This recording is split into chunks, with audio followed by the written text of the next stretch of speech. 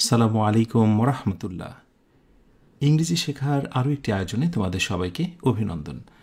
ছোট্ট এই ভিডিওতে আমি ক্লিয়ার করব use to versus be or get use to, অর্থাৎ ইউজ টু এবং বি বা গেট ইউজ টু এই দুইটার মধ্যে পার্থক্য কী।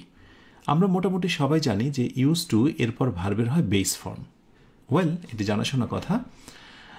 এটা মূলত বাংলা অর্থের ক্ষেত্রে এমন হয় যে আগের অভ্যাস বা একটা অবস্থা, তবে এখন আর সেটি নেই। আবার যদি আমরা কখনো be use to, that means be ভার ব্যবহার করি, অ্যামিজার এরপরে ইউজ টু, তারপরে আমরা জানি যে মোটামুটি ভার্বের সঙ্গে আইএনজি হয় অথবা একটা নাউন হয়। দ্যাট মিনস আইএনজি হওয়া মানে সেটি জেরান্ড হয়। এটার বাংলা অর্থে এসে যায় অভ্যস্ত, যেটাকে আমরা ইংরেজিতে বলতে পারি অ্যাকস্টম, রাইট? আর যদি গেট ইউজ টু হয় তবুও ভার্বের সঙ্গে আইএনজি বা নাউন বসে, অর্থ হয়ে যায় অভ্যস্ত হওয়ার প্রক্রিয়া। দ্যাট মিনস এটা হচ্ছে, হবে, চলমান কিছু একটা, বিকামিং অ্যাকস্টম। আমরা উদাহরণ দেখি। এখানে উদাহরণে দেখছি I use to live in Dhaka. Bangla অর্থটা কি হবে? আমি ঢাকায় বসবাস করতাম, মানে একসময় থাকতাম, এখন আর থাকি না। এটা আমার আগের অবস্থা, কিন্তু এখন আর নেই। আমি যদি বলি I am use to waking up early, তাহলে অর্থ কি হবে? আমি সকালে ঘুম থেকে উঠতে অভ্যস্ত। তার মানে এটি অভ্যস্ত, এখনও বর্তমানের অবস্থাকেই বোঝায়। অন্যদিকে আমি যদি গেট ইউজ টু ব্যবহার করি, তাহলে অর্থ কেমন হবে? যে you will get use to online classes, অর্থাৎ তুমি ধীরে ধীরে অনলাইন ক্লাসে অভ্যস্ত হয়ে উঠবে। ভবিষ্যতে ঘটবে, হওয়ার একটা প্রক্রিয়া, রাইট?